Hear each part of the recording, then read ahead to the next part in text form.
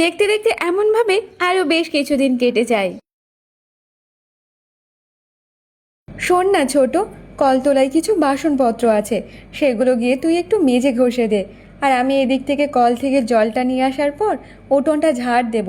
তারপর যে রান্নাটা বসাতে হবে, অনেক কাজ পড়ে আছে, তুই যদি একটু করে দিস হাতে হাতে তাহলে খুব ভালো হবে রে বোন। কি বলছো দিদি? আমি নাকি বাসনপত্র মাজবো? ওই সকলের এঁটো কাটো বাসন আমি মাজবো? তুমি এটা ভাবলে কি করে বলো তো? যখন আমি আমার বাড়িতে ছিলাম তখন না এইসব বাসনপত্র মাজার জন্য লোক থাকতো, আর আমি নাকি এখানে এসে বাসন মাজবো? শোনো দিদি, আমি ওসব কাজকর্ম করতে পারবো না। যদি মাজারি হয় তুমিও মেজে নাও, আমি ওসব এঁটো কারো বাসনপত্র মাজতে পারবো না। তুই যদি আমাকে একটু সাহায্য করতিস তাহলে আমার যে কাজকর্মগুলো এগিয়ে যেত রে, তাই বলেছিলাম আমি। দেখো দিদি, ওসব আমি করতে পারবো না, আর ওসব আমার কাজ না।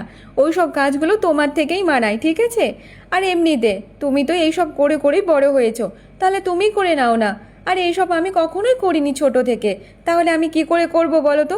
আমি ওসব করতে পারবো না, তুমি করে নাও, আমি যাই ঘরে। এইসব বলে পূজা সে ঘরে চলে যায়।